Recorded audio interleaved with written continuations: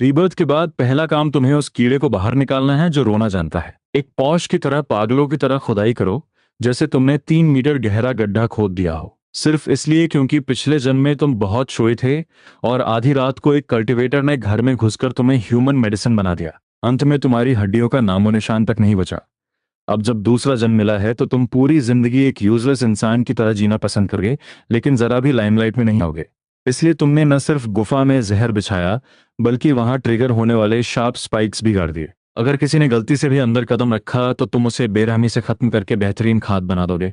खदान की गहराई में चिंगारियां उड़ रही हैं, हवा में बारूद और मिट्टी की गंध भरी है। ये चेंजो ने मजबूती से आयरन पिकैक्स को पकड़ रखा है। उसके हाथ दर्द से कांप रहे हैं। उसने दांत पीसकर पूरी ताकत से कुल्हाड़ी पत्थर पर दे मारी। लकड़ी के हैंडल से एक जबरदस्त शॉकवेव आई, जिससे उसकी हथेलियां सुन्न हो गईं और फटने की कगार पे आ गई। पसीना और धूल उसकी आंखों में जा रहे हैं। वो जलन इतनी तेज थी कि दिल तक महसूस हो रही थी, पर उसकी हिम्मत नहीं थी कि एक पल के लिए भी रुके। उसे एक बेजान मशीन की तरह काम करना ही होगा। उसे पता है कि वो रुक नहीं सकता। इस अंधेरी और मनहूस जगह पर रुकने का मतलब है कोड़े खाना, भूखा रहना या अपनी जान से हाथ धो बैठना। अब तक ये चंजो का दिमाग सुन्न है। 3 दिन पहले तक वो एक ओवरटाइम करने वाला ऑफिस वर्कर था और पलक झपकते ही इस क्रूर कल्टीवेशन वर्ल्ड में आ गया। उसे कोई जीनियस बॉडी या कोई मास्टर नहीं मिला, बल्कि वो टियानशुन सेक्ट का सबसे निचला लेबरर बन गया। यहाँ उसका कोई अधिकार नहीं, कोई हैसियत नहीं। कल्टीवेटर्स की नज़र में तो वो संप्रदाय के कुत्तों से भी गए गुजरे हैं। वो बस एक प्योर कंज्यूमेबल आइटम है। हर रोज का काम बस उस ढहती हुई खदान में दिन रात स्पिरिचुअल स्टोन्स खोदना है। अगर टारगेट पूरा नहीं हुआ तो मार पड़ती है और खाना छीन लिया जाता है। और सबसे बुरी सजा है पीछे के पहाड़ों में डिमोनिक बीस्ट का खाना बनना। तभी पास में ही एक जोरदार धमाका हुआ, जैसे बिजली कड़कने की आवाज आई हो। उसके तुरंत बाद किसी के चीखने की आवाज आई। सुपरवाइजर जॉ टेशन एक कांटेदार कोड़ा लहराते हुए गालियां बका हुआ वहां आया। उसका चेहरा क्रूरता से भरा है। भले ही वो सिर्फ ची रिफाइनिंग के 3rd लेवल पर है, पर इन आम मजदूरों के लिए वो यमराज जैसा है। पास ही एक कमजोर मजदूर हिम्मत हार कर दीवार के सहारे सांस लेने लगा और बदकिस्मती से वो सीधा उसकी नजर में आ गया। जाओ टाइसन ने बिना कुछ कहे कोड़ा घुमाया। मजदूर के पतले कपड़े फट गए और पीठ पर एक गहरा घाव उभर आया। वो जमीन पर गिरकर तड़पने लगा।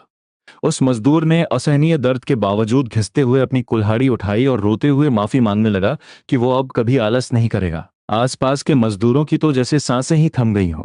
सबने डर के मारे अपनी गर्दनें झुका ली। कुछ लोग जो दया की भीख मांगना चाहते थे, उन्होंने अपनी बात वापस गले में उतार ली और पागलों की तरह काम में जुट गए। ये चेंजो ने अपनी तिरछी नजर से यह देखा। उसका दिल जोर से धड़का, पर उसने तुरंत अपनी नजरें हटा ली। उसका चेहरा भावहीन था, सांसें एकदम स्थिर, जैसे वो सच में कोई मशीन हो। इस खूंखार दुनिया में बिना ताकत के हीरो बनना मतलब अपनी मौत को दावत देना है। उसका सर्वाइवल मंत्र सिर्फ एक है, सर झुकाओ, काम करो और पंगे मत लो। जाटेशन कोड़ा हाथ में लिए उसके पीछे से गुजरा। उसने जमीन पर पड़े पत्थरों और ये चंजों के स्टडी काम को देखा और एक संतुष्ट आवाज निकालकर आगे बढ़ गया। जब कदमों की आवाज दूर हो गई, तब जाकर ये चंजों ने राहत की सांस ली। सांस लेने के उस छोटे से ब्रेक में उसने मन मन एक कमांड दिया और एक स्क्रीन उसके सामने आ गई। एक semi transparent light blue panel उसके सामने तैरने लगा, जिसे सिर्फ वही देख सकता था। यही उसका इस दुनिया में एकमात्र ट्रम्प कार्ड है, एट्रीब्यूट एक्सट्रैक्शन पैनल। ये पैनल बहुत ही बेसिक है। न कोई शॉप है, न कोई वॉइस गाइडेंस, बस कुछ सूखी लाइनें लिखी हैं। होस्ट ये चंजो, level model, available attribute points 0। इसका फंक्शन बहुत सीधा और खतरनाक है। जब भी ये किसी जिंदा या मुर्दा चीज को छुएगा, ये उसके एट्रीब्यूट निकालकर खुद में मर्ज कर सकता है। जब उसे पहली बार इस चीट का पता चला था, तो वो खुशी के मारे चिल्लाने वाला था। उसका मन किया कि अभी के अभी पत्थरों को छूकर अपनी पावर बढ़ा ले, लेकिन उसने खुद को जबरदस्ती रोका। इस सेक्ट में स्पिरिचुअल स्टोन्स की चेक इन बहुत स्ट्रिक्ट है। अगर उसके छूने से पत्थर बेकार हो गए तो जाओ टिएशन उसे जिंदा गाड़ देगा। उड़ने की कोशिश करने वाला परिंदा ही पहले शिकार होता है, चुपचाप रहने वाला ही जीतता है। इन 3 दिनों में उसने अपने लालच पर काबू पाया है। वो बस एक सही मौके का इंतजार कर रहा था, जहां वो सुरक्षित होकर एक्सट्रैक्ट कर सके। तभी छुट्टी का शंख पूरे खदान में गूंज उठा। मजदूरों ने राहत की सांस ली और थक कर जमीन पर गिर पड़े। फिर सब अपनी भारी टोकरियां लेकर हिसाब देने के लिए लाइन में लग गए। ये चेंजो भीड़ में इस तरह शामिल हुआ कि उसका टारगेट ठीक बाउंड्री लाइन पर रहे, न बहुत ज्यादा न बहुत कम, एकदम इनविजिबल। हिसाब देने के बाद सब खाने के लिए भागे, पर यह चेंजो वहीं खड़ा रहा। उसकी नजरें कोने में पड़े कचरे के ढेर पर टिकी थीं। वहां बेकार पत्थरों का पहाड़ लगा था, जो सख्त थे और जिनमें कोई स्पिरिचुअल एनर्जी नहीं थी। यहाँ तक कि लोहार भी इन्हें हाथ नहीं लगाते थे। सेक्ट की नजर में ये सिर्फ कूड़ा था, जिसे रोज पहाड़ के पीछे फेंक दिया जाता था। कूड़े के ढेर पर कोई ध्यान नहीं देता।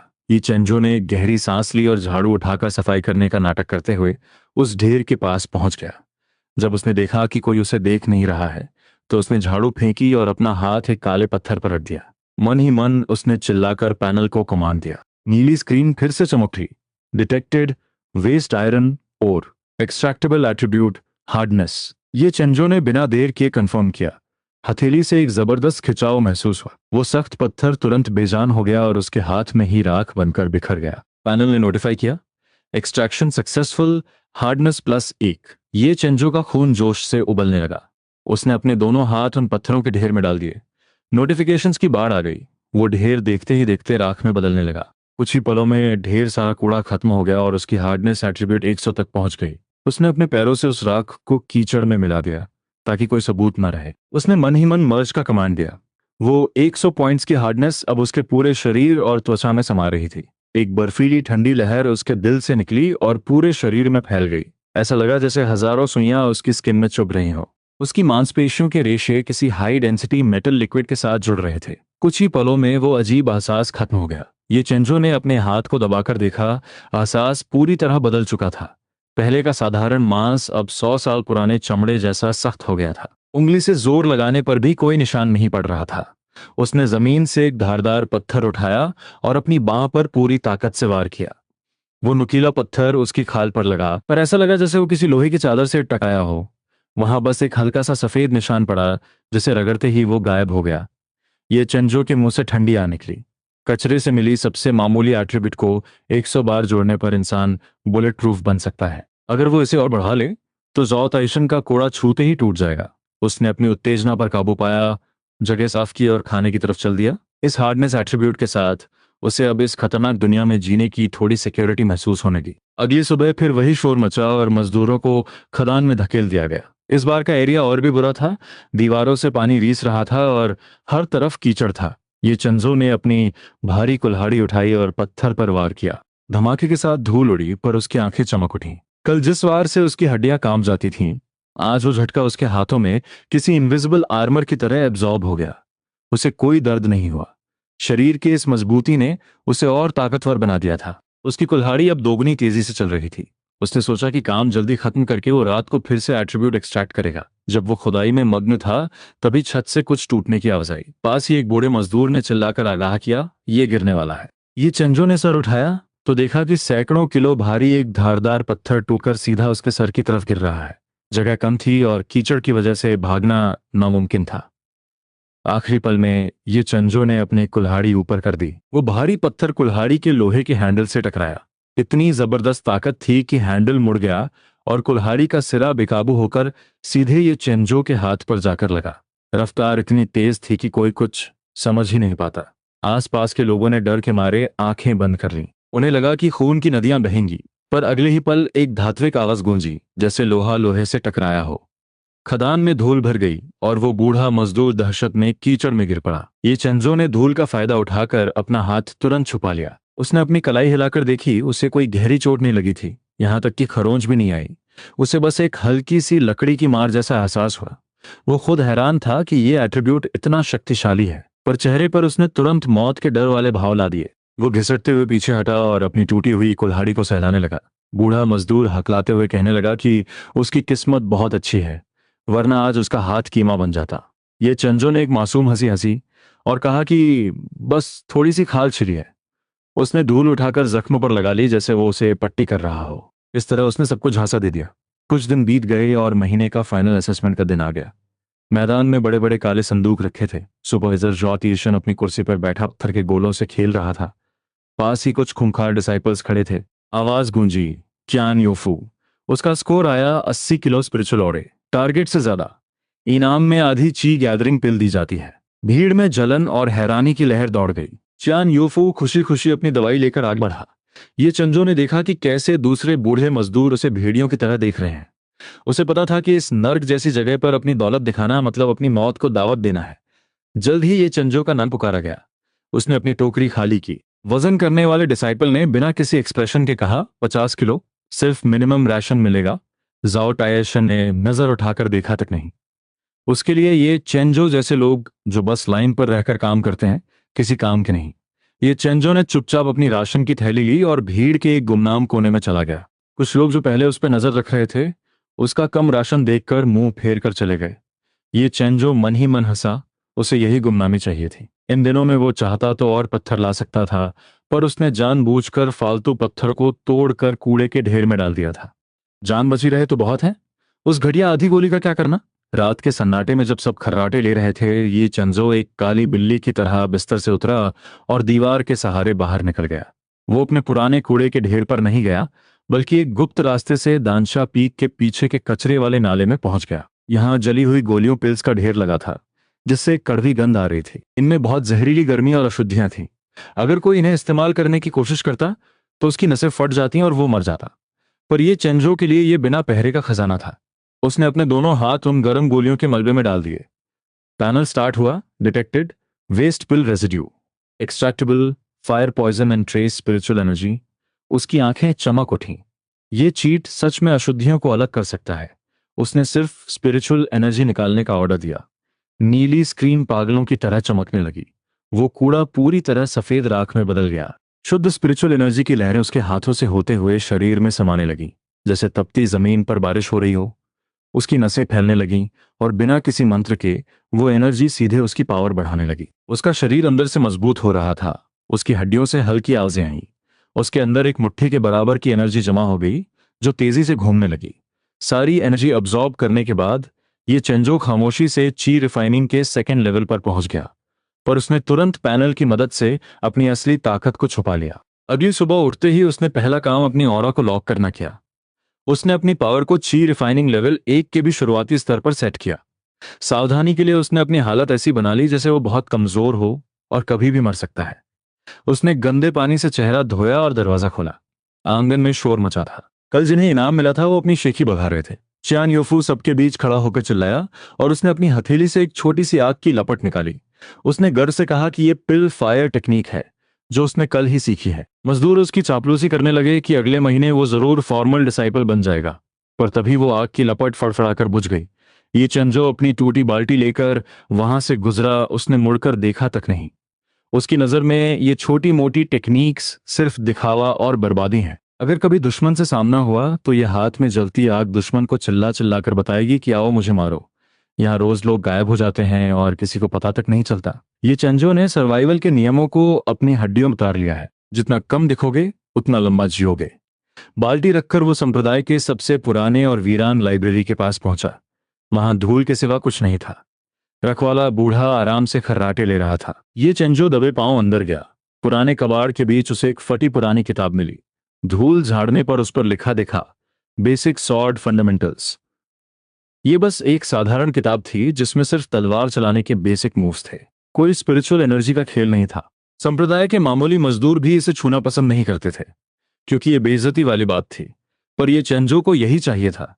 इसमें कोई चमक धमक नहीं थी, कोई एनर्जी खर्च नहीं होती थी, और हमला एकदम साइलेंट और गुप्त था। वो किताब लेकर बाहर आया और मेज थपथपाई। बूढ़े ने आंखें मली और किताब देखकर हंसा। ये कचरा क्या करोगे? ये कोई कल्टीवेशन टेक्निक भी नहीं है।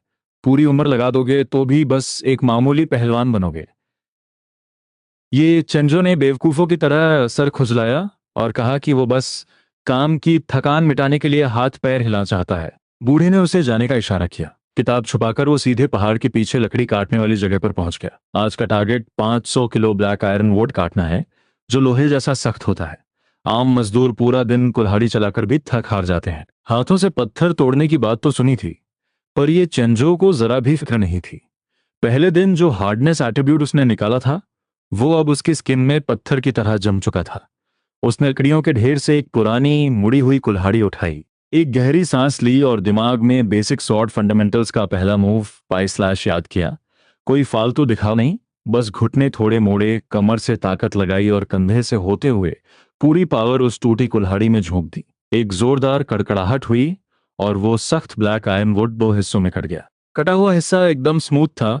जैसे ही लकड़ी फटी, पैनल चमक उठा। Movement alignment correct, basic sword mastery +1। ये चंजो की आंखें फटी रह गई। उसका अंदाजा सही था।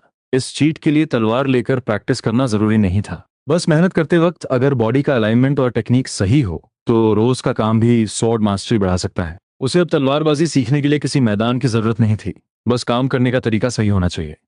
वो तुरंत एक लेबरर वॉरियर बन गया। अब वो सिर्फ लकड़ी नहीं काट रहा था, बल्कि हर वार के साथ अपनी सांसें, एंगल और ताकत बैलेंस कर रहा था। न 1 इंच ज्यादा ताकत, न 1 इंच कम। पूरा आधा दिन उसने 300 से ज्यादा सटीक वार किए।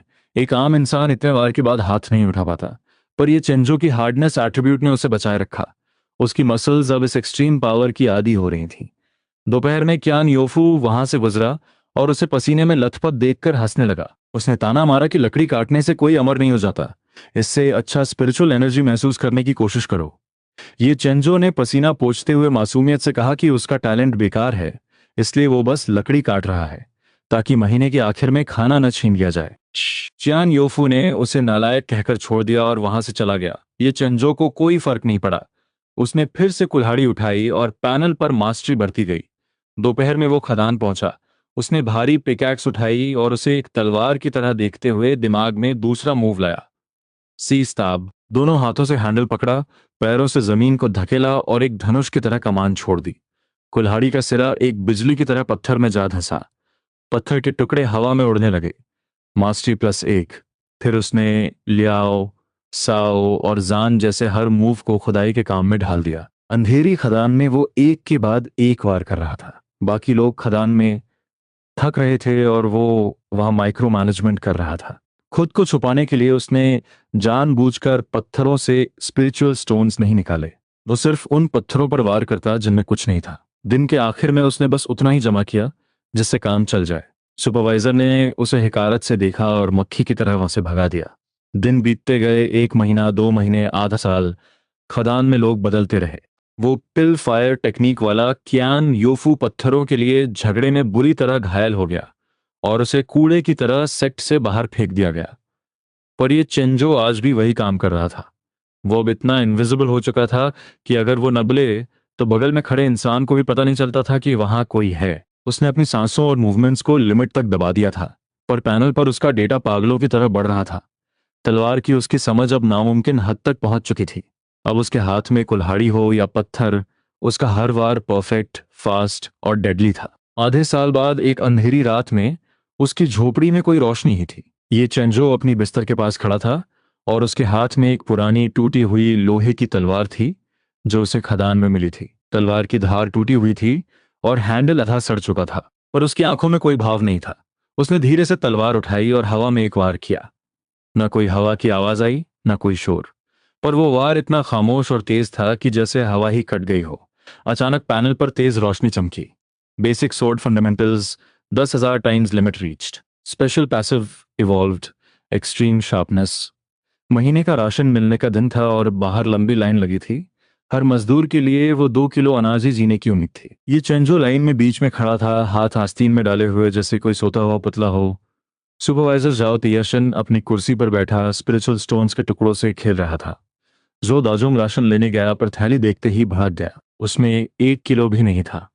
उसने हिम्मत जुटाकर पूछा कि क्या नियम 2 किलो का नहीं है? जाओ टाइसन ने उसे एक जोरदार लात मारी और वो दूर जाकर गिरा। उसका सारा अनाज धूल में मिल गया। जाओ टाइसन ने उसकी छाती पर पैर रखा और चिल्लाकर बोला, अब से मेरा शब्द ही नियम है। पिछले महीने कोटा पूरा नहीं हुआ और मेरा कमीशन कट गया। अगर तुम गधों से भरपाई नहीं करूंगा तो क्या अपनी जेब से दूंगा? आधा किलो अनाज लेना है तो लो, वरना दफा हो जाओ। पूरी भीड़ की सांसें थम गईं। जाओ ताइशन अब चीफाइनिंग के 4th लेवल पर था। वो किसी मजदूर को मार भी दे तो कोई पूछने वाला नहीं था। ये चेंजो दौड़कर आगे आया, चेहरे पर वही चापलूसी वाली मुस्कान। जैसे ही वो राशन लेने लगा, जाओ ताइशन ने उसे रोक दिया। उसने ठंडी आवाज में कहा कि ये चेंजो बहुत चालाक बन रहा है और हर बार बस मिनिमम टारगेट ही पूरा करता है। ये सीधे सीधे लूटने का बहाना था। बाकी मजदूरों ने उसे हमदर्दी से देखा। ये चेंजो ने झुककर कहा कि मालिक, मेरा शरीर कमजोर है, इतना करना ही मेरे लिए बड़ी बात है। उसने वो आधा किलो अनाज तो नहीं लिया, बल्कि अपनी जेब से पिछले महीने का बचा हुआ थोड़ा अनाज भी निकाल लिया। उसने वो थैली बहुत इज्जत के साथ जाओ टाइजन के हाथ में रख दी। उसने कहा, मालिक, आप दिन रात बहुत मेहनत करते हैं। इस महीने मेरी भूख कम है। आप ये थोड़ा अनाज लीजिए और अपनी सेहत का ख्याल रखिए। जाओ टाइजन सन्न रह गया। उसने थैली चेक की और जोर से हंस पड़ा। उसने कहा, चलो कम से कम ये चंजो वफादार तो है। जाओ, काम पर वापस लगो। ये चंजो ने सर झुकाया और वहां से निकल गया। बाहर आते ही कुछ मजदूरों ने उसे पागल कहा कि अपनी मेहनत का अनाज भी उसे दे दिया। उन्होंने कहा कि जाओ टीशन बहुत ज्यादती कर रहा है, उससे लड़ना चाहिए। ये चंजो ने ठंडी सांस ली और बोला, किससे लड़ोगे? वो लेवल 4 पर है और तुम लेवल 1 पर। मरना है तो मरो, मुझे तो अभी और लकड़ी काटनी है। ये कहकर वो तेजी से अपने कमरे में चला गया। उसे पता था कि अगर आज वो अनाज नहीं देता तो जॉ टीशन पक्का हाथ उठाता। अपनी हार्डनेस और एक्सट्रीम शार्पनेस के साथ वो उसे एक पल में खत्म कर सकता था, पर उसे पंगा ही लेना था। 1 किलो अनाज के लिए अपनी जान और पहचान जोखिम में डालना बेवकूफ़ी थी। जब तक जान है वो पैनल से कुछ भी निकाल सकता है। रात होते ही वो सतर्क हो गया। उसे पता था कि जाओ टाइसन कभी भी झोपड़ी में घुस सकता है। उसे एक ट्रैप बनाना था। उसने अपनी बिस्तर की लकड़ी हटाई, नीचे की सख्त मिट्टी निकल आई। उसने अपना दायां हाथ आगे किया जिस पर हार्डनेस एट्रीब्यूट था। उसकी उंगलियां चांदनी रात में काली दिख रही थीं। उसका हाथ एक मशीन की तरह मिट्टी खोदने लगा। वो मिट्टी बाल्टियों में भर भर कर उसने चुपचाप पहाड़ के पीछे फेंक दी। आधे घंटे में 2 मीटर लंबा और 3 मीटर गहरा गड्ढा तैयार था। ची रिफाइनिंग के बीच के लेवल वाला भी इसमें गिरे तो टांगे तुड़वा बैठे। पर यह काफी नहीं था। उसने लकड़ियों के ढेर से सबसे सख्त ब्लैक आयरन वुड निकाला और अपनी टूटी तलवार से उन्हें छील कर नुकीले कांटे बना दिए। एक्सट्रीम शार्पनेस की वजह से वो लकड़ियां किसी जानलेवा हथियार में बदल गईं। फिर उसने बिस्तर के नीचे से एक पुड़िया निकाली जिसमें उसने मरे हुए चूहों और जहरीले कीड़ों से निकाला हुआ जहर रखा था। एक खरोंच भी इंसान को सुन्न कर सकती थी। उसने वो जहरीले कांटे गड्ढे के तल पर बिछा दिए। ये जगह अब एक मौत का कुआं बन चुकी थी। काम खत्म करके उसने हाथ झाड़े, पर वो रुका नहीं। वो चुपचाप एक पुराने रास्ते से पहाड़ की गहराई में जाने लगा। इस रास्ते पर कोई नहीं जाता था क्योंकि वहां एक पत्थर पर लिखा था, मायाज़मा स्वैम्प, जहरीला दलदल। सबको पता था कि वहां सदियों पुराना जहर भरा है। वहां हमेशा बैगनी और हरे रंग का धुआं छाया रहता था। लेवल 1 और 2 के मजदूर तो क्या, सेक्ट के बड़े बड़े डिसाइपल्स भी वहां जाने की हिम्मत नहीं करते थे। कहते थे कि वहां की हवा फेफड़ों को गला देती है। एक बार एक मास्टर ने वहां एक जानवर का पीछा किया था, पर उसकी सिर्फ हड्डियां ही वापस आईं। तब से ये जगह भूतों का ठिकाना मानी जाती थी। पर ये चंजो की आंखें चमक रही थीं। जहां दूसरे डरते थे, उसके लिए वो एट्रीब्यूट्स की सोने की खदान थी। वो पागल नहीं था कि सीधा अंदर चला जाए। उसने अपनी झोपड़ी से कोयला और कपड़े का एक टुकड़ा लिया और एक पाइप की मदद से एक देसी गैस मास्क बना लिया। आधा घंटा बाद वो फिर उस दलदल के सामने खड़ा था। चेहरे पर मास्क बांधा, पाइप मुंह में ली और एक गहरी सांस ली। धुएं और कोयले की मिलीजुली गंध आई, पर कम से कम फेफड़े सुरक्षित थे। वो बैगनी धुंध के अंदर घुस गया। जैसे ही उसने कदम रखा, उसकी गर्दन और हाथों पर हजारों चींटियों के काटने जैसा एहसास हुआ। उसके शरीर की हार्डनेस के बावजूद वो जहर अंदर घुसने की कोशिश कर रहा था। ये चेंजो डरा नहीं। उसने तुरंत एक्सट्रैक्ट का कमांड दिया। नीली लाइट चमक उठी। Detected, low level miasma, extraction successful, poison resistance +1। उसने इसे अपनी खाल और खून में मर्ज कर लिया। जलन कम होने लगी। वो मुस्कराया और गहराई चला गया। वहां पेड़ काले पड़ चुके थे और उन पर अजीब हरा लिक्विड चिपका था। जमीन पर जानवरों की हड्डियां बिखरी थीं। पैनल पागलों की तरह भाग रहा था। Poison resistance +1, +1, +2। वो एक वैक्यूम क्लीनर की तरह सारा जहर सोख रहा था। 1 घंटा बीतने तक उसकी जलन गायब हो गई। अब वो धुआं उसे ताज़ी हवा जैसा लग रहा था। उसकी पॉइजन रेजिस्टेंस अब 1500 पॉइंट्स तक पहुंच गई थी। बाहर का जहर कम पड़ने लगा तो उसने दलदल के और अंदर कदम रखा। वहां पेड़ नहीं थे, बस काले कीचड़ के बुलबुले उठ रहे थे। उसने एक सूखी लकड़ी लेकर एक बुलबुले को छुआ। वहां से ऐसी सड़ांध आई कि किसी का भी दम घुट जाए। एक चूहा गलती से वहां गिरा और 2 सेकंड के अंदर उसकी खाल और हड्डियां गलकर काला पानी बन गई। ये चिंजो का सर चकरा गया, पर डरा नहीं। अगर ये ताकत वो हमले के लिए इस्तेमाल करे तो जाओ तिएजन जैसे लोग राख बन जाएंगे। उसने सीधा हाथ नहीं लगाया, बल्कि एक टहनी से उसे छुआ। टहनी छूते ही जलने लगी और सफेद धुआं निकला। उसने कमांड दिया, एक्सट्रैक्ट। पैनल चमक उठा। Detected, high intensity corrosive substance, corrosiveness +1। उसने इसे अपनी उंगलियों की हड्डियों और स्किन में मर्ज करना शुरू किया। उंगलियों में हल्की गुदगुदी हुई। उसने वो लकड़ी फेंकी और कीचड़ के ऊपर अपने हाथ हवा में रख दिए।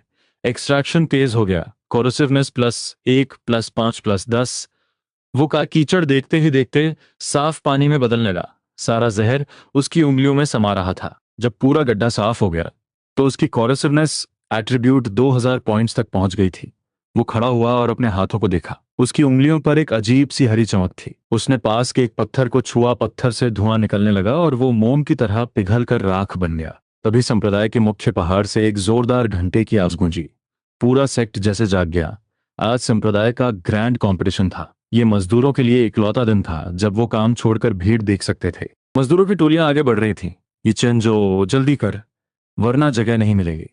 आज सेक्ट के बड़े एल्डर्स और कोल्ड फेस्ड गॉडेस शेन चिंगशुआंग भी स्टेज पर होंगी। ये चेंजो ने सुना, पर उसके चेहरे पर एक गहरी मुस्कान थी। अब खेल बदलने वाला था। कल रात बासी खाना क्या खाया, पेट में जैसे तूफान मचा था। जो दजोंग ने एक गाली दी और हवा की रफ्तार से गायब हो गया। जैसे ही उसने देखा कि सारा इलाका खाली हो गया है, ये चेंजो के चेहरे से दर्द के भाव गायब हो गए। इन ची रिफाइनिंग वालों की लड़ाई देखने में भला क्या रखा है। गलती से किसी मास्टर की सोड ची फिसलकर दर्शक दीर्घा में आ गई तो मुझ जैसे कमजोर मजदूर की चटनी बन जाएगी। ऐसी फालतू जगह जाकर अपनी जान जोखिम में डालना बेवकूफी है। ये चेंजो पीछे मुड़ा और सीधा पीछे वाले पहाड़ों के ड्यूटी हॉल में पहुंच गया। वहां सन्नाटा था। बस एक बूढ़ा संजिशी मेज पर सर रखे खर्राटे ले रहा था। ये चेंजो ने मेज थपथपाई। उसने कहा, मैं आज का काम लेने आया हूं। बूढ़े ने आंखें मली और बोला, आज तो पूरे संप्रदाय की छुट्टी है, तू यहाँ क्या कर रहा है? ये चेंजो ने मासूमियत से जवाब दिया, मालिक, मेरा टैलेंट कम है और भी सबसे नीचे है। अगर मेहनत नहीं की तो अगले महीने का राशन फिर कट जाएगा। सोचा आज खाली समय में कबाड़ खाने की सफाई कर दूं और बेकार लोहे को बाहर निकाल दूं। यही उसका असली मकसद था। कबाड़ खाने में अनगिनत टूटे फूटे जादुई हथियार धर्मा इंस्ट्रूमेंट्स पड़े थे। उसने भारी दरवाजा खोला। अंदर जंग लगे लोहे की गंध भरी थी। वहां तलवारें, ढाल और भाले टूटे हुए पहाड़ों की तरह लगे थे। दुनिया के लिए ये कूड़ा था, पर ये चेंजो के लिए ये बिना पहरे की सोने की खदान थी। ये चेंजो अंदर गया और दरवाजा अंदर से बंद कर लिया। उसने सावधानी के लिए एक भारी भट्टी को दरवाजे के पीछे अड़ा दिया ताकि कोई अंदर ना आ सके। उसने कम से अपनी जंग लगी लोहे की तलवार निकाली। वो कूड़े के ढेर के पास गया और एक टूटी हुई कुल्हाड़ी उठाई। पैनल चमका, डिटेक्टेड, ब्रोकन लो ग्रेड धर्मा इंस्ट्रूमेंट, एक्सट्रैक्शन सक्सेसफुल, शार्पनेस +1। उसने तुरंत उसे अपनी तलवार में मर्ज कर लिया। वो कुल्हाड़ी राख बनकर बिखर गई, पर उसके हाथ की तलवार में एक हल्की चक आई। वो रुका नहीं।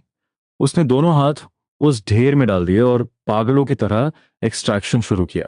हजारों सालों से पड़े वो हथियार उसके छूते ही मिट्टी होने लगे। ये चंजो एक इंसानी वैक्यूम क्लीनर बन चुका था, जो शार्पनेस, तेज धार और टफनेस मजबूती खींच रहा था। घंटों बीत गए। कूड़े का ढेर उसकी आंखों के सामने गायब होने लगा और जमीन पर लोहे की राख की मोटी परत जम गई। जब उसने आखिरी टूटी हुई ढाल को भी सोख लिया तो वो पसीने से तरबतर था, पर उसका जोश 7वें आसमान पर था।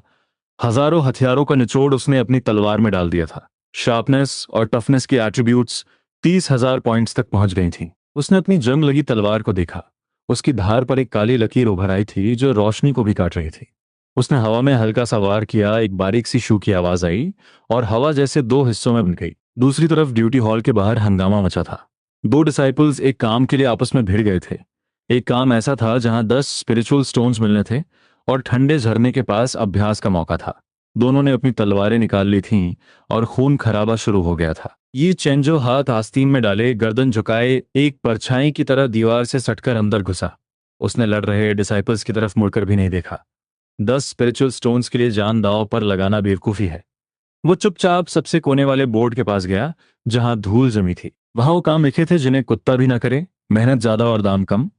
उसकी नजर एक काली पट्टी पर पड़ी, repairing the back mountain stone steps, reward 3 contribution points. ये काम सबसे घटिया था। हजारों सीढ़ियां ठीक करनी थी और कोई फायदा नहीं था, पर ये चेंजो के लिए ये किसी खजाने जैसा था। उसने पट्टी उठाई और काउंटर पर जाकर बोला, ये काम मैं करूंगा। बूढ़े ने उसे हैरानी से देखा। सीढ़ियां आधी टूट चुकी हैं, 3 दिन में खत्म नहीं किया तो पॉइंट कटेंगे। ये चेंजो ने मुस्कुराकर कहा, मैं कमजोर हूं, मुझे शांति में काम करना पसंद है। उसने औजार उठाए और भाग गया, कहीं वो बूढ़ा इरादा न बदल दे। आधा घंटा बाद वो पहाड़ की तलहटी में था। वहां सच में कोई रूह तक नहीं थी। सीढ़ियां टूटी फूटी थीं और बादलों तक जा रही थीं। उसने सामान फेंका और गहरी सांस ली। उसने अपने दोनों हाथ पहाड़ की चट्टान पर रख दिए। ये पूरा पहाड़ हजारों सालों से खड़ा था। इसमें स्थिरता और भारीपन कूट कूट कर भरा था। पैनल चमक उठा, detected massive earth when power, extraction successful, heaviness +1। उसने बिना झिझके वो सारी ताकत अपनी हड्डियों और मांसपेशियों में भर ली। एक पल के लिए उसे लगा कि उसके पैरों में सैकड़ों किलो वजन बांध दिया गया है, पर अगले ही पल उसका शरीर वापस हल्का हो गया। वो हैवीनेस उसकी रूह में समा गई थी। अब वो जमीन पर एक पुराने बरगद की तरह जम चुका था। उसने काम शुरू किया। एक हाथ से सैकड़ों किलो के पत्थरों को खिलौने की तरह उठाकर फेंकने लगा और दूसरा हाथ हमेशा पहाड़ से सटा रहता। हैवीनेस +5 +10 +20 पैनल पर आवाजें गूंज रही थी। जिसे उठाने के लिए 5 लोगों की जरूरत होती, उसे वो एक हाथ से उठाकर सीढ़ियों में फिट कर रहा था। पर उसे सीढ़ियों से मतलब नहीं था। उसका पूरा ध्यान बढ़ते हुए एट्रीब्यूट्स पर था। 2 दिन तक उसने बस सूखी रोटी खाई और झरने का पानी पिया। थकता तो वहीं सीढ़ियों पर सो जाता। पहाड़ की ताकत असीमित थी और वो उसे मुफ्त में सोख रहा था। उसकी हड्डियों से चटकने की आवाजें आने लगी। उसकी त्वचा के नीचे एक गहरा पीला रंग उभरने लगा। उसका शरीर अब किसी भारी पहाड़ जैसा घनत्व डेंसिटी हासिल कर रहा था। तीसरे दिन शाम को उसने आखिरी पत्थर सेट किया। उसने एक गहरी सांस छोड़ी जिसमें मिट्टी की गंध थी। सीढ़ियां अब चमक रही थीं, पर असली कमाल पैनल पर था। हेवीनेस एट्रीब्यूट पूरे 10,000 पॉइंट्स। उसने मुट्ठी कसी और उसे महसूस हुआ कि वो एक चलता फिरता पहाड़ बन चुका है। उसने अपनी ताकत चेक करने के लिए हल्का सा जंप लिया। पूरे पहाड़ की जमीन जैसे कांप उठी और जोरदार धमाका हुआ। परिंदे डर के मारे उड़ने लगे। ये चेंजो ने तुरंत अपनी ताकत को हड्डियों के अंदर दबा लिया। अगर किसी ने देख लिया तो उसे कोई राक्षस समझकर पकड़ लेंगे और रिसर्च शुरू कर देंगे। उसने झाड़ू उठाई और नाटक करने लगा। तभी पास की झाड़ियों से किसी के भारी सांस लेने की आवाज आई और टहनियां टूटने लगीं। ये चेंजो सतर्क हो गया। झाड़ू वहीं रुक गई। एक खून से लथपथ इंसान झाड़ियों से निकलकर सीधा सीढ़ियों पर आ गिरा। उसकी सफेद पोशाक अब चीथड़े बन चुकी थी। वो एक इनर डिसाइपल था। उसकी छाती पर गहरा घाव था और बायां हाथ कटा हुआ था जहां से काली ऊर्जा निकल रही थी। इतनी चोट के बाद भी वो जिंदा था। उसने कांपते हुए हाथ से एक काली खून से सनी चीज और एक स्टोरेज रिंग निकाली। उसने लड़खड़ाती आवाज में कहा, जल्दी ये लेकर फ्रंट माउंटेन जाओ। एल्डर फैंग को बताओ कि गद्दार मिल गए हैं। ये सब तुम्हारा होगा। एल्डर तुम्हें इनर डिसाइपल बना देंगे। ये चेंजो वहीं खड़ा रहा। उसकी पलकों तक में हलचल नहीं हुई। कोई और होता तो लालच में आकर रिंग पकड़ लेता, पर यह चेंजो को पता था कि यह मौत का बुलावा है। अगर एक इनर डिसाइपल का यह हाल हुआ है तो उसे मारने वाला कोई बहुत खतरनाक मास्टर होगा। ये रिंग और संदेश गले की फांस बन सकते हैं। इन बड़े लोगों की जान एक सोल लैम्प से जुड़ी होती है। मरते वक्त का आखिरी नजारा सीधा सेक्ट पहुंच जाता है। फालतू के पंगे लेकर अपनी जान दांव पर लगाना उसकी डिक्शनरी में नहीं था। उसने एक शब्द नहीं कहा, न मदद की न उसे मारा। वो बस एक कदम पीछे हट गया और अपनी झाड़ू मजबूती से पकड़ ली। वो डिसाइपल घबराकर चिल्लाया, पकड़ो इसे। पर यह चंजो मुड़ा और भागने के बजाय पेशेवर तरीके से झाड़ू लगाने लगा। उसने अपने कदमों के निशान पत्तों से ढक दिए। वो आवाज उस खामोश जंगल में बहुत अजीब लग रही थी। वो डिसाइपल उससे गालियां देने लगा, पर धीरे धीरे उसकी आवाज ठंडी पड़ गई। ये चेंजो ने 10 मीटर पीछे हटकर खुद को झाड़ियों में छुपा लिया। उसने अपनी 10,000 हैवीनेस पावर का थोड़ा सा इस्तेमाल करके अपनी धड़कन और खून की रफ्तार को एकदम धीमा कर दिया। वो अब एक बेजान पत्थर की तरह शांत था। मुश्किल से 10 सेकंड बीते होंगे कि 3 काली परछाइयां आसमान से उतरी। वहां की हवा ठंडी हो गई और एक खूंखार ऊर्जा फैल गई। उन हमलावरों को 10 मीटर दूर झाड़ियों में छिपे ये चेंजो का जरा भी एहसास नहीं हुआ। उन्होंने लाश तलाशी पर उन्हें कुछ नहीं मिला। चीजें यहां नहीं है, क्या कोई जानवर ले गया? दूसरा बोला, बकवास मत कर, जल्दी लाश गायब करो वरना पुलिस लॉ एनफोर्समेंट आ जाएगी। उन्होंने एक पीला पाउडर छिड़का और वो लाश धुएं के साथ काला पानी बन गई। पलक झपकते ही वो गायब हो गए। ये चेंजो अपनी जगह से नहीं हिला। वो पूरे 1 घंटे तक वहीं दुबका रहा जब तक कि रात का अंधेरा घना नहीं हो गया। जब सन्नाटा छा गया तब वो उठा और झाड़ू कंधे पर रखकर अपने कमरे की तरफ भागा। उसने दरवाजा बंद किया और मेज अड़ा दी। आज जो हुआ वो एक चेतावनी थी। सेक्ट अब सुरक्षित नहीं रहा। इन डिसाइपल्स को सरेआम मारा जा रहा है। अगर कल वो गुंडे मेरे कमरे में आ गए तो ये लकड़ी की दीवारें एक तलवार का वार भी नहीं झेल पाएंगी। उसका 3 मीटर गहरा गड्ढा तो ठीक था, पर वो तभी काम आएगा जब कोई अंदर आए। अगर किसी ने बाहर से ही हमला कर दिया तो उसे अब अपनी सुरक्षा के लिए कुछ और बड़ा सोचना होगा। अगर किसी ने बाहर से ही लकड़ी के घर में आग लगा दी या कोई स्पेल फेंक कर इसे जमीन के बराबर कर दिया तो मैं अपने ट्रैप के साथ ही जिंदा दफन हो जाऊंगा। मुझे इस घर को मजबूत करना होगा। मुझे आर्मर की परतें चढ़ानी होंगी, जितनी हो सके उतनी ज्यादा। ये चंजो ने तुरंत काम शुरू कर दिया। उसने बिस्तर के नीचे से वे पुराने मटके निकाले जिनमें बेकार जादुई हथियारों धर्मा इंस्ट्रूमेंट्स को एक्सट्रैक्ट करने के बाद बची हुई लोहे की राख थी। ये कबाड़ भले ही अपनी शार्पनेस और टफनेस खो चुका था, पर इसकी मटेरियल अभी भी उच्च कोटि का लोहा और तांबा थी। उसने एक टूटा हुआ कटोरा लिया, उसमें पानी भरा और उस लोहे के पाउडर को मिला दिया। फिर अपनी उंगली काटकर खून की कुछ बूंदें मिलाईं और एक लकड़ी से उसे पागलों की तरह तब तक हिलाया जब तक कि वो काली कीचड़ जैसी अरे इंक नहीं बन गई। ये चेंजो को कोई बहुत महान अरेस फॉर्मेशन नहीं आते थे। कुइफेंग ने जो रद्दी किताब अरे बेसिक्स मिली थी उसमें दुनिया के 2 सबसे बेकार फॉर्मेशंस थे। एक अनाज बचाने वाला सॉलिडिफिकेशन अरे गुबीजन और दूसरा बदबू भगाने वाला ऑरा कंसीलिंग अरे यिंगचीजन। आम लोग इन्हें भाव तक नहीं देते थे क्योंकि इनकी ताकत बहुत मामूली थी, पर यह चेंजो का मानना था कि क्वालिटी नहीं तो क्वांटिटी सही। वो नीचे झुका और काली स्याही से लकड़ी के फर्श के पीछे के हिस्से पर सॉलिडिफिकेशन अरे के पैटर्न बनाने लगा। ये पैटर्न बहुत आसान थे, बस कुछ गोल घेरे और 12 लकीरें। कोई भी बेवकूफ इसे बना सकता था। पर पहला बनाने के बाद वो रुका नहीं। उसने पहले के ठीक बगल में दूसरा बनाया, फिर तीसरा, फिर चौथा। उसने पूरा फर्श पलट दिया और उस पर कुल 50 सॉलिडिफिकेशन अरे बना दिए। एक अकेला अरे लोहे की एक पतली चादर जैसी सुरक्षा देता था, पर 50 का मतलब था 50 लोहे की चादरों की मजबूती। फर्श के बाद उसने दीवारों का रुख किया। उसने चारों दीवारों के तख्ते उखाड़ दिए, उनके पीछे 50-50 फॉर्मेशन बनाए और वापस लगा दिए। बाहर से ये झोपड़ी वैसी ही टूटी फूटी दिख रही थी, पर अंदर से लकड़ी का हर इंच उन काले फॉर्मेशन के जालों से भरा था जो अंधेरे में हल्की चमक छोड़ रहे थे। इसके बाद उसने खिड़कियों और लकड़ी पर ओरा कंसीलिंग अरे बनाना शुरू किया। वही पागलपन वाली मेहनत, हर जगह 50 परतें। काम खत्म होने के बाद पूरा घर एक अदृश्य ढाल से ढक गया। अब अगर कोई बाहर से गुजरे तो उसे ये तक पता नहीं चलेगा कि अंदर कोई जिंदा इंसान सांस भी ले रहा है। ये चंजो ने अपनी मेहनत पर संतुष्ट होकर सर हिलाया। बाहर से कुई फेंग का सबसे रद्दी और गंदा शेड था जो हवा के झोंके से गिर सकता था, जिसकी दरवाजे की दरार से हाथ अंदर जा सकता था। पर हकीकत में ये एक छोटा किला बन चुका था। 50 परतों वाली दीवारें ऐसी थीं कि ची रिफाइनिंग के पीक वाला मास्टर भी अगर तलवार मारे तो आग की चिंगारियां निकले पर दीवार न टूटे। जमीन के नीचे 3 मीटर का खूनी गड्ढा और ये सुरक्षा। ये चंजो ने बिस्तर बिछाया और अपनी पुरानी लकड़ी की खाट पर लेट गया। उसे पता था कि खाट के ठीक नीचे मौत का कुआं है जिसके तल पर जहरीले कांटे लगे हैं। उसने आंखें बंद की और उसके चेहरे पर एक मुस्कान आ गई। इस खूंखार कल्टीवेशन वर्ल्ड में जीने के लिए खुद को दांतों तक हथियारों से लैस करना पड़ता है। ऊपर से वो एक मामूली सा मजदूर था, पर अंदर ही अंदर उसका घर एक मीट ग्राइंडर बन चुका था। जब तक वो खुद को छुपा कर रखेगा, उसका एट्रीब्यूट पैनल उसे अजेय बनाता रहेगा। जिस दिन उसकी ताकत इतनी बढ़ जाएगी कि गोल्ड कोर जिंदन वाले भी उसे न छू सकें, उस दिन वो अपने असली दांत दिखाएगा। तब तक ये चेंजो इस इलाके की सबसे बेकार और गुमनाम मछली बना रहेगा। कोई उसे हीरो बनने या रिस्क लेने के लिए मजबूर नहीं कर सकता। वो करवट लेकर रजाई ओढ़कर सो गया। बाहर चांदनी की एक किरण दरार से उसके चेहरे पर पड़ रही थी। किसी को नहीं पता था कि इस टूटी झोपड़ी में एक राक्षस खामोशी से ताकतवर बन रहा है। किसी को खबर नहीं थी कि रोज लकड़ी काटने वाला वो दुबला मजदूर अब इतना शक्तिशाली हो चुका है कि ची रिफाइनिंग के दिग्गजों को भी कुचल दे। और ये तो बस शुरुआत थी। उसने फॉर्मेशन के अंदर फॉर्मेशन बिछा दिए थे। 1 घंटा और बीता। उसने 10 परतें और बढ़ा दी। अब झोपड़ी से पुरानी लकड़ी की गंध भी गायब हो गई थी और उसकी भारी सांसों की आवाज भी दरवाजे के बाहर नहीं जा सकती थी। पर वो रुका नहीं। वो पसीने से भीग चुका था, हाथ कांप रहे थे, पर उसकी आंखों में एक अजीब जुनून था। वो जादुई स्याही लकड़ी के रेशों के अंदर तक समा रही थी। आम सड़ती हुई लकड़ी अब एक अजीब बदलाव से गुजर रही थी। सुबह होने तक उसने आखिरी स्ट्रोक पूरा किया। कुल 50-50 परतों वाले अरेज अब उस 10 स्क्वायर मीटर की झोपड़ी पर ताला लगा चुके थे। ये चेंजो ने कलम फेंकी और जमीन पर बैठकर लंबी सांसें लेने लगा। बाहर से सब कुछ पहले जैसा कबाड़ लग रहा था। एक भी निशान बाहर नहीं दिख रहा था। उसने खड़े होकर अपनी मुट्ठी कसी। उसके शरीर में 10,000 हैवीनेस पॉइंट्स और हजारों हार्डनेस पॉइंट्स की ताकत थी।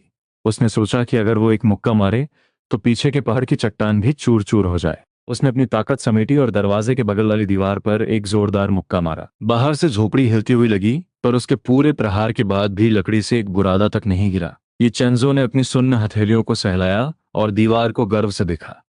50 परतों के बाद इस घर की मजबूती अब शायद किसी बड़े एल्डर की ढाल से भी ज्यादा थी। सेफ हाउस तो तैयार था, पर वो अभी भी पूरी तरह संतुष्ट नहीं था। वो हर वक्त घर में दुबक कर नहीं रह सकता था। अगर बाहर किसी बड़े कल्टीवेटर की लड़ाई हुई और गलती से कोई तलवार की लहर सौड़ ची उसकी तरफ आ गई, तो उसका शरीर भले ही सख्त था, पर उसे चोट जरूर लगती।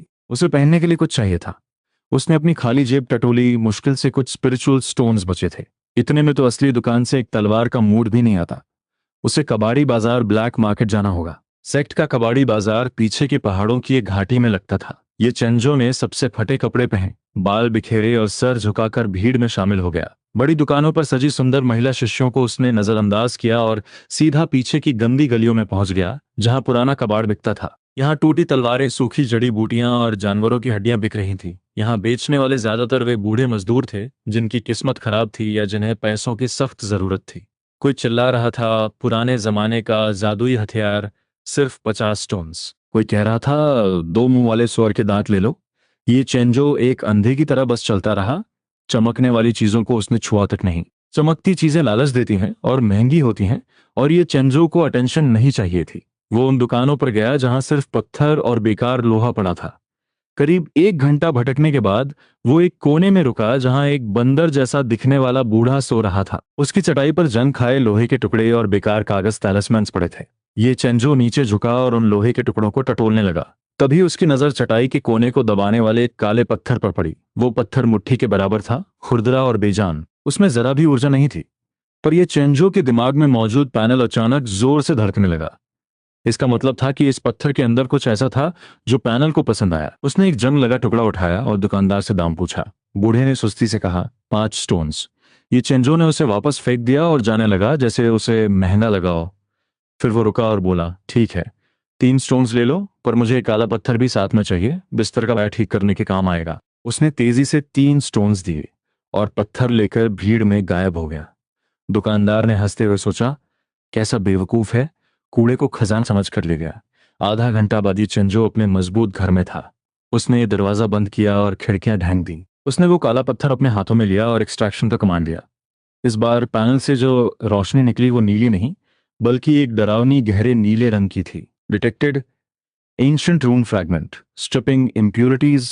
पत्थर की ऊपरी परत मिट्टी की तरह झड़ने लगी और उसके हाथ में बस एक नाखून के बराबर की लाल चमकती चीज रही। ये कोई मामूली एट्रीब्यूट नहीं था, बल्कि एक खून जैसा लाल चमकता हुआ पेचीदा रून था। पैनल ने नोटिफाई किया, special rare item, reflection rune effect, absorbs 100% of physical और magical damage and reflects it back to the attacker immediately. ये चेंजो की सांसें रुक गईं। इसका मतलब था कि जब तक कोई उसे एक वार में जान से नहीं मार देता, वो जितना जोर से उसे मारेगा, खुद भी उतना ही जोर से पिटेगा। उसकी 10,000 हैवीनेस और हार्डनेस के साथ ये टर्टल शेल उसे अजय बना देगा। उसने अपनी पुरानी फटी हुई चमड़े की बनियान इनर आर्मर निकाली जो उसने कभी सस्ते में खरीदी थी, और उस रून को उसमें मर्ज कर दिया। बनियान पर एक हल्की लाल चमक आई और फिर वो वापस वैसी ही फटी पुरानी दिखने लगी। अगली सुबह ये चेंजो रोज की तरह बाल्टियां लेकर खेतों में पानी डालने गया। धूप तेज थी और हवा रुकी हुई थी। तभी पहाड़ों के पीछे से एक जोरदार और डरावने शंख की आवाज आई। ये आवाज बहुत चुभने वाली थी। ये चेंजो ने अपना मग्गा रोका और ऊपर देखा। तभी जमीन कांपने लगी। पहले तो ये हल्की सी हलचल थी, पर कुछ ही सेकंड्स में ये भूकंप जैसा बन गया। ऐसा लगा जैसे हजारों घोड़े एक साथ दौड़ रहे हों। योदाजन चिल्लाया, क्या जमीन फट रही है? तभी एक मजदूर चीखा, सुरक्षा दीवार टूट गई। लोहे की मजबूत दीवार कागज की तरह फट गई और हजारों पागल जंगली जानवर स्पिरिचुअल बीस्ट्स मजदूरों के इलाके में घुस आए। ये जानवर पागल हो चुके थे और सबकी आंखें खून जैसी लाल थीं। सबसे आगे स्टील टूथ बोस जंगली सुअर थे, जिनके दांत छुरों से भी लंबे थे। जो भी रास्ते में आया वो कुचला गया। पूरे खेत में तबाही मच गई। मजदूरों की हालत पतली थी क्योंकि वो लड़ना नहीं जानते थे। उनके पास सिर्फ कुदाल और दरांती थी। ये चेंजो अपनी जगह खड़ा रहा। उसके माथे पर बल पड़ गए। वो भागा नहीं, क्योंकि इन जानवरों को पीठ दिखाना मतलब अपनी मौत को दावत देना था। पर वो अपनी ताकत भी नहीं दिखा सकता था। अगर उसने एक मुक्के से सुअर को मार दिया तो ऊपर उड़ रहे मास्टर्स उसे पकड़ लेंगे। लोग अपनी जान बचाकर भाग रहे थे या जमीन पर गिरकर रो रहे थे। ये चेंजो ने तेजी से आसपास देखा। पास ही विंड वुल्व्स भेड़िए कुछ मजदूरों को फाड़ रहे थे। वहां 4-5 मजदूर जमीन पर गिरे थे। ये चेंजो ने एक गहरी सांस ली और उस तरफ भागा। वो बचाने नहीं जा रहा था, वो बस उस मौके का फायदा उठाना चाहता था। वो खून और कीचड़ के पास पहुंचा, जमीन से काला खून उठाया और अपने चेहरे और गर्दन पर मल लिया। उसने अपनी कमीज फाड़ दी ताकि ऐसा लगे कि उस पर हमला हुआ है। अपनी कैमोफ्लाज छलावरण पूरी करने के बाद वो चुपचाप जमीन पर लेट गया। Cannot fight back and cannot run. ये चेंजो की निगाहें बिजली की तरह आसपास के माहौल को स्कैन करने लगीं। कुछ ही दूरी पर खूंखार विंड वुल्व्स ने भागते हुए मजदूरों को दबोच लिया था। वहां चारों तरफ खून और चीख पुकार मची थी और जमीन पर 4-5 अधमरे मजदूर पड़े थे। ये चेंजो ने एक लंबी सांस ली और बिना पलक झपकाए उस खूनी मंजर की तरफ दौड़ लगा दी। वो वहां किसी की जान बचाने नहीं गया था, बल्कि उस तबाही को अपनी ढाल बनाने गया था। जैसे ही वो कीचड़ और खून से सनी जमीन पर पहुंचा, उसने नीचे झुककर अपने चेहरे और गर्दन पर काला खून मल लिया। उसने अपनी कमीज के चिथड़े कर दिए ताकि ऐसा लगे कि किसी दरिंदे ने उसे बुरी तरह नोचा है। अपनी एक कैमोफ्लाज की कला पूरी करने के बाद ये चेंजो चुपचाप लाशों के बीच जमीन पर लेट गया। विग्नेटिंग कैमोफ्लाज पूरा करके ये चेंजो जमीन पर एक लाश की तरह पसर गया। उसने बहुत ही बारीकी से फटे हुए कपड़ों को अपनी पीठ पर इस तरह रखा कि असली जख्म लगे। आधा चेहरा कीचड़ में धंसा हुआ था और सांस लेने के लिए बस एक नथुना खुला छोड़ा। साथ ही उसने अपने शरीर की 10,000 हेवीनेस एट्रीब्यूट को एक्टिवेट किया और अपनी धड़कन और ब्लड फ्लो को इतना धीमा कर दिया कि शरीर का तापमान तेजी से गिरने लगा। अब अगर कोई पास आकर चेक भी करे तो उसे यही लगेगा कि ये अभी अभी मरी हुई कोई ताजा लाश है। चारों तरफ चीख पुकार मची थी। मांस के फटने और डिमोनिक बीस्ट द्वारा हड्डियां चबाने की आवाजें दिल दहला रही थीं। कुईफिंग पूरी तरह से एक श्मशान घाट बन चुका था। खून की महक ने उन बीस्ट्स को और भी हिंसक बना दिया था, जो बुलडोजर की तरह खेतों और झोपड़ियों को रौंदते जा रहे थे। ये चेंजो ने आंखें बंद रखीं। उसका दिमाग एकदम शांत था। उसे पता था कि बस इस लहर के गुजरने का इंतजार करना है। जैसे ही संप्रदाय की लॉ इन्फोर्समेंट टीम और इनर मास्टर्स आएंगे, इन छोटे बीस्ट्स को कुचल दिया जाएगा। उसे बस एक चुपचाप पड़ी बैकग्राउंड लाश बने रहना था। तभी उसके कान के पास एक भारी और बदबूदार सांस की आहट हुई। ये चेंजो के कान के पास भारी कदमों की आवाज गूंजी। एक बहुत बड़ा बीस्ट धीरे धीरे लाशों के ढेर के पास आया। कीचड़ में उसके पंजों की आवाज डरावनी थी। उसे महसूस हुआ कि एक गीली और कांटों वाली जबान ने उसके पास वाली लाश को चाटा, जैसे वो देख रहा हो कि कौन सा मांस ताजा है। फिर उस बीस्ट की नाक ये चेंजो के पास आई और वो सूंघने लगा। एक गर्म और बदबूदार सांस सीधे उसकी गर्दन के पीछे गिरी। ये एक middle grade armour clad bear था, जो एक बड़े सांड से भी भारी था। उसके शरीर के बाल लोहे की सुइयों की तरह खड़े थे। ये बीस्ट न सिर्फ ताकतवर था, बल्कि इसकी खाल भी बहुत मोटी थी। पागल होने पर ची रिफाइनिंग के पीक लेवल वाले मास्टर्स भी इससे सीधे टकराने की हिम्मत नहीं करते थे। ये चेंजो एक पत्थर की तरह बेजान पड़ा रहा। उसकी पलकें तक नहीं झपकी। आर्मर क्लैड बेयर के गले से एक भारी आवाज निकली और उसने अपना भारी पंजा उठाया। उसने अपना वो भारी पंजा, जो किसी बड़े थाल बेसन से भी चौड़ा और कांटों से भरा था, पूरी ताकत से नीचे दे मारा। इस एक वार में कम से कम 1000 किलो की ताकत थी, जो किसी भी आम मजदूर की रीढ़ की हड्डी और अंदरूनी अंगों को एक साथ चकनाचूर कर सकती थी। लेकिन जैसे ही वो पंजा ये चेंजो की पीठ से टकराया, उसकी खाल से सटी उस फटी पुरानी चमड़े की इनर आर्मर पर एक गुप्त और गहरे लाल रंग की रून चमक उठी। पैनल चमक उठा। External physical attack detected, reflection rune activated, 100% damage reflected. ये चेंजो के शरीर में मौजूद 10,000 हेवीनेस और हजारों हार्डनेस एट्रीब्यूट्स ने उसे एक ऐसे लोहे के तख्ते में बदल दिया था जो जमीन में धंसा हो। आर्मर क्लैड बेयर ने अपनी पूरी ताकत इस एनविल पर झोंक दी और सारी फोर्स एक झटके में पलट गई। रून ने उस सारी ताकत को एक पल में समेटा और दुगनी बर्बरता के साथ वापस भेज दिया। हड्डियां टूटने की एक ऐसी खौफनाक आवाज आई जिसने आसपास की सारी चीखों को दबा दिया।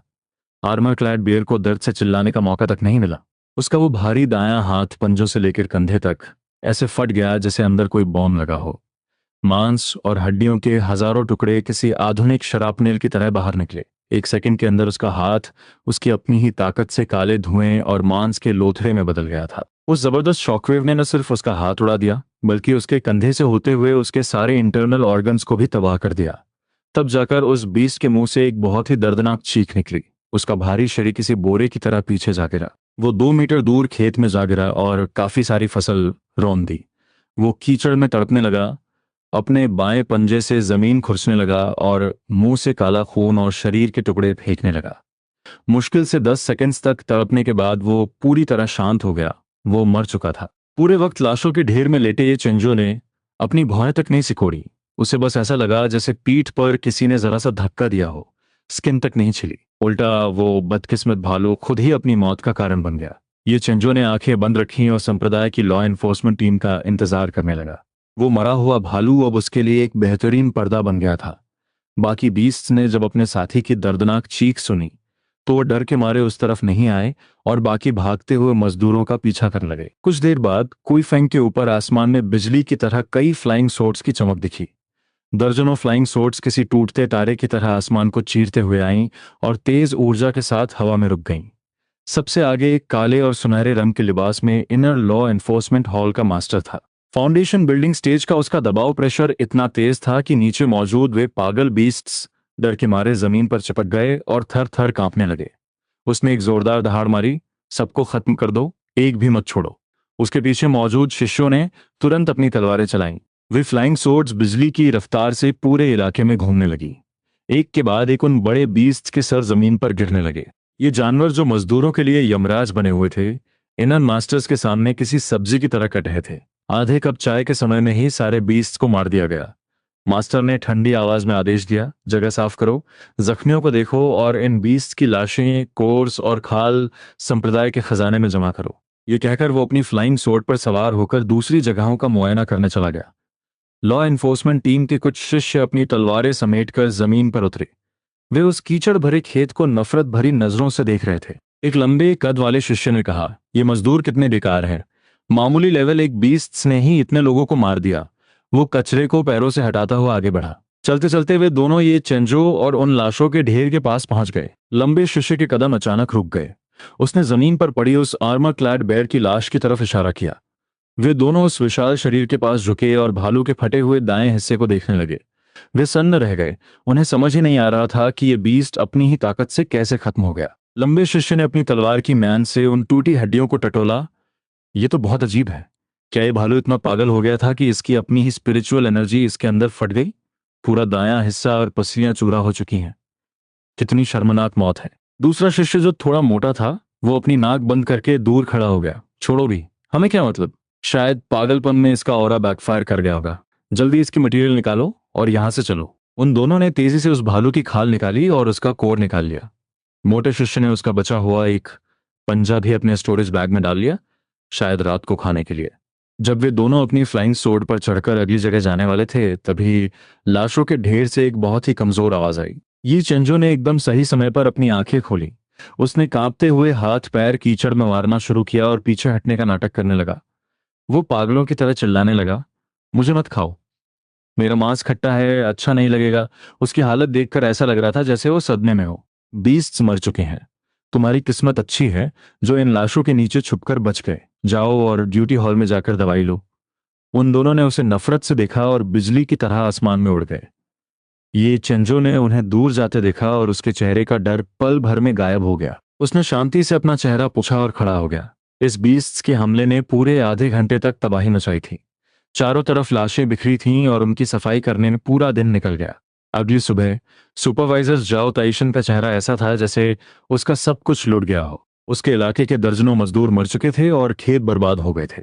संप्रदाय ने लोगों को शांत करने के लिए पहली बार कॉम्पनसेशन मुआवजा देने का फैसला किया। ये चेंजो लाइन में लगा था। उसने जानबूझकर अपनी हालत बहुत खराब बना ली थी। बिखरे बाल, लंगड़ा कर चलना और डरी हुई आंखें।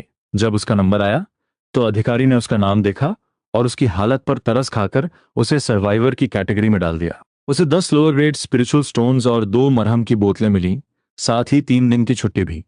ये चंजो ने कांपते हुए हाथों से थैली पकड़ी और हजारों बार शुक्रिया अदा करते हुए बाहर निकल गया। एक मजदूर के लिए 10 स्पिरिचुअल स्टोन्स बहुत बड़ी रकम थी। उसने बिना वक्त बर्बाद किए कुईफेंग छोड़ा और सीधा फ्रंट माउंटेन के मार्केट की तरफ भागा। उसके पास बहुत सारे एट्रीब्यूट्स तो थे, पर उसकी बेस पावर अभी भी ची रिफाइनिंग स्टेज 1 की ही थी। अगर उसने इन एट्रीब्यूट्स को अपनी हड्डियों की गहराई में नहीं उतारा तो असली मुकाबला होने पर उसके अंदरूनी अंग चोट खा सकते थे। उसे अपनी बॉडी को पूरी तरह से रिबिल्ड करना था। मार्केट पहुंचकर वो सीधा जड़ी बूटियों की दुकान पर गया। उसने 10 स्पिरिचुअल स्टोन्स मेज पर रखे और 5 बोतल फ्लेम टाइगर ब्लड और ढेर सारी बोन ब्रेकिंग ग्रास और आयरन स्किन हर्ब मांगी। उसने सबसे ताकतवर और पुरानी जड़ी बूटियां चुनी। दुकानदार ने उस फटे हाल मजदूर को देखा और थोड़ा हैरान हुआ, पर पैसा देखकर उसने चुपचाप सारा सामान पैक करके दे दिया। सामान लेकर ये चंजो चुपके से दीवार के सहारे दौड़ता हुआ अपनी उस सुरक्षित झोपड़ी में वापस आ गया। उसने दरवाजा बंद किया, मेज जड़ाई और बिस्तर के नीचे वाला वो 3 मीटर गहरा गड्ढा खोल दिया। उसने गड्ढे के किनारे रखे जहरीले पाउडर और कांटों को हटाया और बीच में एक बड़ा लकड़ी का टब रख दिया। उसने सारी जड़ी बूटियां और फ्लेम टाइगर का खून उस टब में डाल दिया और नीचे आग जला दी। थोड़ी देर में वो गाढ़ा लाल लिक्विड उबलने लगा और पूरे गड्ढे में एक तेज महक फैल गई। एक मामूली ची रिफाइनिंग मास्टर अगर इस उबलते हुए मिक्सचर में कूद जाए तो उसकी नसें फट जाएंगी, पर यह चेंजो को परवाह नहीं थी। उसने अपने कपड़े उतारे, अपना रिफ्लेक्शन आर्मर भी किनारे रखा और एक गहरी सांस लेकर उस उबलते हुए पानी में कूद गया। जैसे ही वो अंदर गया, हजारों गर्म सुइयां उसके पोर्स में चुभने लगी। टाइगर ब्लड की पागल ऊर्जा उसकी नसों में घुसने लगी। ये चेंजो ने अपनी आंखें कसी और मन ही मन चिल्लाया, पैनल, सारे एट्रीब्यूट्स को मेरी हड्डियों के अंदर उतार दो। पैनल ने कमांड लिया और वार्निंग दी, deep restructuring starting, extreme pain detected, keep consciousness. उबलती हुई जड़ी बूटियां कैटलिस्ट का काम करने दी। उसकी हार्डनेस, पॉइजन रेजिस्टेंस और हैवीनेस अब उसकी हड्डियों के साथ एक हो रही थी। ये चेंजो उस दर्द को झेलता रहा और 2 दिन और 2 रात तक बेसुध पड़ा रहा। सारी ऊर्जा उसकी हड्डियों और खून में समा गई। अब बाहर से वो वही कमजोर मजदूर लग रहा था, पर अंदर से उसका ढांचा इतना मजबूत हो चुका था कि किसी को अंदाजा भी नहीं होगा। उसकी एट्रीब्यूट्स अब उसके वजूद का हिस्सा बन चुकी थी। अब अगर वो पहाड़ से सर भी टकरा दे तो आधा पहाड़ ढह जाए। रात घनी थी, बादल छाए हुए थे। पीछे के पहाड़ों के घने जंगल में एक काली परछाई लड़खड़ाती हुई बाहर निकली। वो जमीन पर गिर पड़ा, उसकी सांसें उखड़ रही थीं। हवा में एक बहुत ही तेज सड़ी हुई महक फैल गई। उसने दांत पीस कर गाली दी, तियानशुन सेक्ट के ये कुत्ते मेरे पीछे हाथ धोकर पड़े हैं। चांदनी की हल्की रोशनी में दिखा कि उसका हिस्सा काला पड़ चुका है और छाती पर एक गहरा घाव है जिससे काली धुंध निकल रही है। उसका जख्म भर नहीं रहा था। वो एक डिमोनिक कल्टिवेटर था जिसे क्रिम्सन डीमन कहा जाता था। उसकी पावर ची रिफाइनिंग स्टेज 8 की थी। वो संप्रदाय में चोरी छिपे मजदूरों की एनर्जी सोखने आया था, पर पकड़ा गया। 3-3 फ्लाइंग सोर्ड्स उसका पीछा कर रही थीं और वो मरते मरते इस सुनसान इलाके में पहुंचा था। उसकी ऊर्जा खत्म हो रही थी और उसे अपनी जान बचाने के लिए एक ह्यूमन ब्लड बैग की जरूरत थी। उसकी लाल आंखों ने शिकार की तलाश में मजदूर के इलाके को देखा। वो इस हालत में संप्रदाय की सुरक्षा दीवार पार नहीं कर सकता था।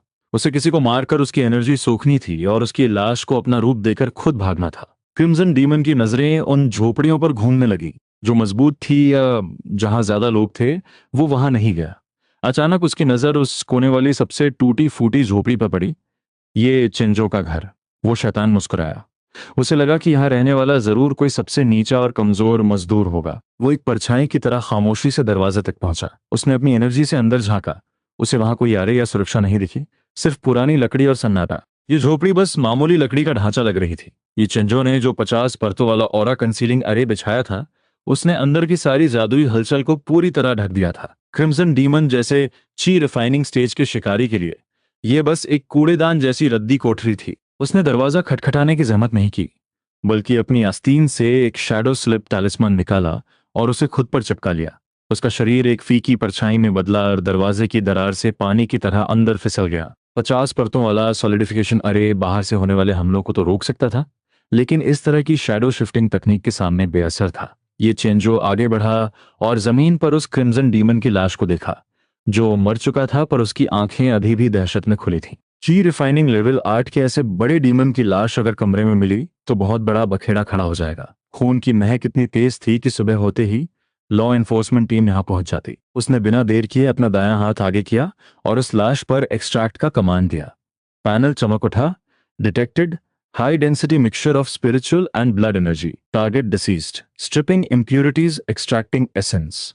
पैनल की नीली रोशनी के बीच वो कटी फटी लाश, फर्श पर फैला खून, अंदरूनी अंग और यहां तक कि उसका काला लबादा भी धूल की तरह उड़ने लगा। कुछ ही पलों में एक पूरा इंसान गायब हो गया। जमीन पर खून की एक बूंद तक नहीं बची। ये चंजो की हथेली में अब एक मुट्ठी भर गहरे लाल रंग का पाउडर बचा था। इस पाउडर से जड़ी बूटियों जैसी शुद्ध खुशबू आ रही थी। खून की जरा भी बदबू नहीं थी। ये ची रिफाइनिंग लेवल 8 के एक शक्तिशाली योद्धा की पूरी साधना और जीवन का निचोड़ था। ये चिंजो ने क्रिम्सन डीमन का वो पुराना स्टोरेज बैग अपनी जेब में डाला और उस लाल पाउडर को एक फटे कपड़े में लपेट लिया। फिर उसने फुर्ती से दीवार के टूटे हुए तख्तों को उठाया। उसने मिट्टी और लोहे की कीलों से दीवार को वापस सील कर दिया और ऊपर से कुछ मामूली भ्रम पैदा करने वाले कैमो अरेज लगा दिए। जब तक उसने काम खत्म किया, आसमान में सुबह की पहली लाली छाने लगी थी। अगली सुबह ये चेंजो रोज की तरह खेतों में पानी डालता हुआ मिला। जिस लेवल 8 के राक्षस ने कल रात तबाही मचाई थी, आज उसे ये चेंजो ने शुद्ध ऊर्जा वाली खाद बनाकर जमीन की गहराई में दफन कर दिया था। कुछ महीनों बाद पूरे कुईफेंग के खेतों में सिर्फ ये चेंजो वाला हिस्सा ही ऐसा था जहां फसल पागलपन की हद तक बढ़ रही थी। अनाज के पौधे छोटे पेड़ों जैसे ऊंचे हो गए थे और उन पर लगे सुनहरे दाने इतने भरे हुए थे कि ऐसा लगता था जैसे उनसे स्पिरिचुअल एनर्जी टपक पड़ेगी। सुपरवाइजर जॉ टाइजन खेत की मेड़ पर खड़ा यह नजारा देखकर अपनी खुशी छुपा नहीं पा रहा था। उसने पहली बार प्यार से ये चेंजो का कंधा थपथपाया और उसे आधा स्पिरिचुअल स्टोन इनाम में दिया। ये चेंजो, तूने कमाल कर दिया। इस खेत की फसल ने पिछले सारे घाटे पूरे कर दिए हैं और ऊपर के एल्डर्स की नजरों में मेरा मान बढ़ गया है। अब से तू सिर्फ इसी खेत को संभालेगा। अगर किसी ने तुझे परेशान करने की कोशिश की तो मेरा नाम ले लेना। ये चंजो ने वो आधा पत्थर दोनों हाथों से लिया और चेहरे पर वही पुरानी भोली मुस्कान सजा ली। उसने झुककर कहा, मालिक, बहुत बहुत शुक्रिया। मेरी कोई बड़ी चाहत नहीं है, बस मिट्टी के साथ काम करना पसंद है। जैसे ही जाओ टाइजन गाना गुनगुनाते हुए दूर गया, ये चंजो सीधा खड़ा हुआ और पत्थर को अपनी जेब में डाल लिया। उसने अपना लकड़ी का मग्गा उठाया, उसमें ढेर सारा पानी भरा और खेत के ठीक बीचों बीच उस सबसे मजबूत पौधे की जड़ में डाल दिया। मिट्टी की गहराई से एक बहुत ही बारीक लाल रंग की राक्षसी ऊर्जा उभरने की कोशिश कर रही थी। वो क्रिम्सन डीमन की आखिरी बची हुई रूहानी ताकत थी। पर जैसे ही वो ऊर्जा ऊपर आई, ये चंजो के पैर से निकली एक भारी शक्ति ने उसे कुचल दिया। वो ताकत पल भर में मिट्टी में मिल गई और फसल के लिए पोषण बन गई। ये चंजो ने मन ही मन सोचा कि लेवल 8 के डीमन की खाद वाकई बहुत दमदार होती है, पर अफसोस कि अब वो खत्म होने वाली है। उसने अपना मग्गा कंधे पर रखा और हाथों की मिट्टी झाड़ी। उसने अपने दिमाग में पैनल को फिर से खोला। उन आंकड़ों की कतारें इतनी भयानक और शक्तिशाली थीं कि संप्रदाय के बड़े बड़े महारथी भी उन्हें देखकर अपने होश खो देते। उसने एक संतुष्ट मुस्कान के साथ अपना चेहरा घुमाया। तभी मुख्य पहाड़ से शंख की आवाज फिर गूंजी और आसमान में चमकती हुई लकीरें खिंच गईं। ये संप्रदाय के वो जीनियसेस थे जो अपनी फ्लाइंग सोर्ड्स पर सवार होकर किसी नए खुले सीक्रेट रेल्म में अपनी जान दांव पर लगाने जा रहे थे। ये चंजो ने आसमान में उन चमकती तलवारों को देखा और अपना मुंह बिचकाया। उसके मन में रत्ती भर भी लालच या जलन नहीं थी। उसने सोचा, लड़ो, जितना लड़ना है लड़ो। जब तुम एक दूसरे को मारकर ढेर हो जाओगे, तब मैं अपना झोला लेकर आऊंगा और तुम्हारे कबाड़ से एट्रीब्यूट्स निकालकर खुद को और मजबूत बनाऊंगा।